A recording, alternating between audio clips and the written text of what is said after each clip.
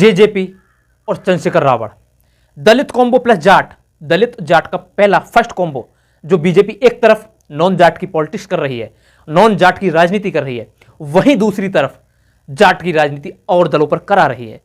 क्योंकि हरियाणा के अंदर जाटों की संख्या अच्छी खासी है, जो कि 22 से 23%, कहीं 21 से 20% जो बताया जाता है, यह मीडिया रिपोर्ट के अनुसार जो चीज़ें सामने निकल कर आ रही हैं। दूसरा कॉम्बो अभय चौटाला और मायावती का जो गठबंधन बीजेपी ने तैयार करके जो वह मैदान में उतारा है और कहा है कि यहां आप जीत कर आइए, जैसे केंद्र में हम बैसाखियों के साथ में सरकार चला रहे हैं, वैसे ही हरियाणा में बैसाखियों के साथ में सरकार चलाएंगे, आप हमारा साथ देना। जैसे अब तक दुष्यंत चौटाला या जेजेपी ने हरियाणा में सरकार चलवाई बीजेपी की, वो भी एक बैसाखियों की सरकार चली थी, वैसे ही यहां अगला मोर्चा संभाल रहे हैं अरविंद केजरीवाल। नमस्कार, मैं मुकेश पंडित। दोस्तों, जिस तरीके से आम आदमी पार्टी के नेता या संस्थापक कहें केजरीवाल जमानत पर बाहर आए हैं, उसमें एक बहुत बड़ा पेच फंसा हुआ है, या यह कहें कि एक बहुत बड़ी साजिश है, यह साजिश की बू आ रही है। यह हम बिना तथ्य के आधार पर नहीं कह रहे हैं, ये एक बहुत बड़ी राजनीति है और बहुत बड़ा षड्यंत्र है। यह हमें आपको लास्ट तक बताएंगे। जिस तरीके से केजरीवाल की जमानत हुई है, कुछ ज़्यादा बड़ा मामला नहीं था, मगर जिस तरीके से खींचा गया है, 5 सितंबर से 13 सितंबर तक केजरीवाल की जमानत का फैसला सुरक्षित रखा गया और 13 सितंबर को जो सुनाया गया है केजरीवाल की जमानत, या कोई इस तरह का मामला तो नहीं था कि केस ख़त्म कर रहे हैं या कोई और केस को रफा दफा कर रहे हैं। इस तरीके से ये हम इसलिए कह रहे हैं, जिस तरीके से केजरीवाल का अंदर जाना फिर बाहर आना चुनावों के समय में एक बहुत बड़ा राजनीतिक खेल है, क्योंकि एक आश्चर्यचकित है। आश्चर्यचकित इसलिए है कि केजरीवाल जिस तरीके से जेल गए और जिस तरीके से बाहर आए, क्योंकि इस समय 4 राज्यों में चुनाव हैं, महाराष्ट्र, हरियाणा, जम्मू कश्मीर और झारखंड। चारों राज्य गुजरात लॉबी के लिए जीतना बहुत बड़ी बात है और उधर संघ ने भी गुजरात लॉबी को चेतावनी दे दी है, या तो यहाँ चुनाव जीत के आते हैं, अन्यथा दिल्ली की कुर्सी दिल्ली के दरबारियों को छोड़नी पड़ेगी। ये हम नहीं कह रहे, ये जो सूत्रों के हवाले से या संघ के अंदर की जो खबर है वो उनसे निकलकर सामने आ रही है। और बात रही केजरीवाल की जमानत की, केजरीवाल की जमानत की बात हम इसलिए कर रहे हैं कि हरियाणा में जिस तरीके से बीजेपी बैक फुट पर पहुंच चुकी है, फ्रंट फुट से बैक फुट पर, बीजेपी को ये आशा नहीं कि वो वहां अपनी सरकार बना सके। महाराष्ट्र तो उनके हाथ से निकल चुका है, जम्मू कश्मीर में भी निकल रही है सरकार। अब पेच फंसा हुआ है हरियाणा का। हरियाणा में जब से लोकसभा में 50-50 हुआ है, 5-5 सीटें हुई हैं इंडिया और एनडीए की, तो बीजेपी को अपनी सरकार बचाने की आस लग गई है या आस जग गई है। इसी को लेकर, लोकसभा के चुनाव के परिणाम को लेकर बीजेपी हरियाणा में पूरी दमखम से लगी पड़ी है। जो कहते साम दाम दंड भेद सबको लगा रखा है। और साथ ही हरियाणा पर बात करने से पहले एक बात और हम करते हैं कि जिस तरीके से कल यानी कि बुधवार की रात को सीजेआई चंद्रचूड़ साहब के घर पर पीएम मोदी नरेंद्र मोदी का जाना हुआ है, या न्योता दिया गया हो या बिना बुलाए गए हों, और जिस तरीके से 29 से 30 सेकंड की वीडियो बीजेपी की तरफ से वायरल की गई है, यह एक सोची समझी साजिश है। यह इसलिए साजिश कहें या फिर यह कहें कि जिस तरीके से मोदी जी का सीजीआई के घर जाना, और अगले ही दिन केजरीवाल जमानत पर बाहर। ये एक बहुत बड़ा राजनीतिक षड्यंत्र है, क्योंकि हरियाणा में बीजेपी कहीं भी नजर नहीं आ रही है और विधानसभा के चुनाव में 1 से 2% का वोट, 1 से 2% का वोट बहुत मायने रखता है, जो कि हर राजनीतिक दल ये जानता है। जिस तरीके से इंडिया गठबंधन में आम आदमी पार्टी को बने रहने के लिए कांग्रेस आम आदमी पार्टी को 2 सीट दे रही थी, मगर केजरीवाल की पार्टी आम आदमी पार्टी 20 से 15, 10 सीट तक मांगने लगी। स्टार्टिंग 20 से की, लास्ट 10 पे किया। ये सिर्फ एक साजिश का हिस्सा थे, क्योंकि ये तो एक साजिश के तहत सब कुछ चल रहा था, क्योंकि साजिश के तहत ही केजरीवाल बाहर आए। ना तो किसी फाइल पर साइन कर सकते हैं, ना ही कोई राजनीतिक बयान दे सकते हैं अपनी जमानत, अपने केस से, किसी भी अपने केस से संबंधित। और वहाँ हरियाणा में देखा जाए, एक तरफ तो केजरीवाल 5वें नंबर का मोर्चा जो संभाल रहे हैं, पहला नंबर का जो मोर्चा संभाला जेजेपी और चंद्रशेखर रावण, दलित कॉम्बो प्लस जाट, दलित जाट का पहला फर्स्ट कॉम्बो जो बीजेपी एक तरफ नॉन जाट की पॉलिटिक्स कर रही है, नॉन जाट की राजनीति कर रही है, वहीं दूसरी तरफ जाट की राजनीति और दलों पर करा रही है, क्योंकि हरियाणा के अंदर जाटों की संख्या अच्छी खासी है, जो कि 22 से 23%, कहीं 21 से 20% जो बताया जाता है। यह मीडिया रिपोर्ट के अनुसार जो चीज़ें सामने निकल कर आ रही हैं।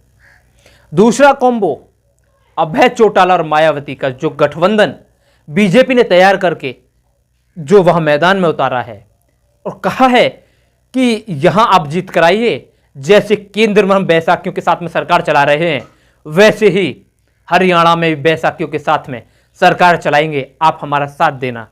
जैसे अब तक दुष्यंत चौटाला या जेजेपी ने हरियाणा में सरकार चलवाई बीजेपी की, वो भी एक बैसाखियों की सरकार चली थी, वैसे ही यहाँ अगला मोर्चा संभाल रहे हैं अरविंद केजरीवाल। वो वहाँ के हरियाणा के बेटे हैं, जो कह रहे हैं कि मैं हरियाणा का बेटा हूँ, उनकी घरवाली कह रही मैं हरियाणा की बहू हूँ। क्या विक्टिम कार्ड खेला जा रहा है? JJP plus Ravan, Mayawati plus Abhay Chautala plus Kejriwal, अगर ये पांचों लोग मिलकर 2% वोट भी काटने में कामयाब हुए तो किसका कटा वोट? कांग्रेस का, इंडिया गठबंधन का वोट, कांग्रेस का वोट काटने में कामयाब होंगे। बीजेपी का वोट ना तो कल कट रहा था, ना आज कट रहा है, ना ही कटेगा। इसका सीधा साधा नुकसान कांग्रेस का होता नजर आ रहा है। और 2% वोट कटने का मतलब बहुत कुछ है, क्योंकि यहाँ हरियाणा में बहुत सी ऐसी सीटें हैं, 1000, 2000, 2500, 4000, 5000 के वोट का मार्जिन रहता है। 5000 से कम के मार्जिन की सीटें काफ़ी हैं, जिन पर कांग्रेस को हार का सामना देखना पड़ सकता है। ये बीजेपी हर तरीके से चुनाव जीतना चाहती है, कहीं पर ओवैसी को लाकर, कहीं केजरीवाल को उतारकर, कहीं मायावती को उतारकर। और मायावती तो पिछले 10 साल से 2014 से लगातार बीजेपी के लिए ही काम कर रही हैं और बीजेपी के लिए काम करती नजर आ रही हैं। वो तो कहीं पता ही नहीं लग रहा वो चुनाव अपने लिए लड़ रही हैं या बीजेपी के लिए लड़ रही हैं। वो लगातार साइलेंट हैं। चुनाव आने के बाद कोई भी बयान उठा लो, खासकर 2014 से कोई भी बयान उठाओ मायावती जी का, हर एक बयान कांग्रेस के खिलाफ, राहुल गांधी के खिलाफ। राहुल गांधी को पीएम नहीं बनने देंगे। अरे सवाल करना है तो सत्ता से करो, अगर कांग्रेस सत्ता में तो सत्ता से करो ना, अगर बीजेपी तो बीजेपी से करो। क्या मायावती किसके पीछे पड़ गई हैं, क्या है? और उसी तरीके से झारखंड में मोदी जी ने या कहीं बीजेपी ने चंपई सोरेन को लाकर तोड़फोड़ करके वहां भी चुनाव जीतने की फिराक में है। और यहां भी संतुष्टि नहीं हो रही है कि क्या चंपई सोरेन चुनाव जिताने में कामयाब हो पाएंगे या नहीं। अभी तो हेमंत सोरेन के ग्रुप में या सरकार में और भी सेंध लगाने की बात चल रही है। और हम बात करते हैं सीजीआई की। सीजीआई की बात इसलिए करना लाजमी है कि महाराष्ट्र का जो चुनाव, तब फिलहाल तो चुनाव आ गए और चुनाव होने वाले हैं, महाराष्ट्र का जो मामला था सरकार तोड़ने का, वो भी सीजीआई के पास है। और केजरीवाल रहे, अनेकों मामले हैं। प्लस एक चीज़ और, मोदी जी देश में एक चीज़ का समर्थन करते हैं, एक देश एक चुनाव का। अगर मोदी जी एक देश एक चुनाव का समर्थन करते हैं तो मोदी जी को क्यों डर लग रहा है कि महाराष्ट्र में क्यों 7 चुनाव नहीं करा लेते, झारखंड में क्यों चुनाव नहीं करा लेते? मोदी जी शायद डरे हुए हैं। और हो सकता है कि समय आने पर महाराष्ट्र में चुनाव और डिले करा दिए जाएं और लेट करा दिए जाएं, वहाँ राष्ट्रपति शासन लगा दिया जाए, वहाँ और तोड़फोड़ की जाए नेताओं की, पार्टियों को और नुकसान पहुंचाया जाए विपक्षियों को। क्योंकि जो संघ का एक अल्टीमेटम है, एक चेतावनी है गुजरात लॉबी के लिए, या तो चारों राज्य में जीत के आइए या अन्यथा दिल्ली के दरबारियों, ये दिल्ली की कुर्सी छोड़ दो।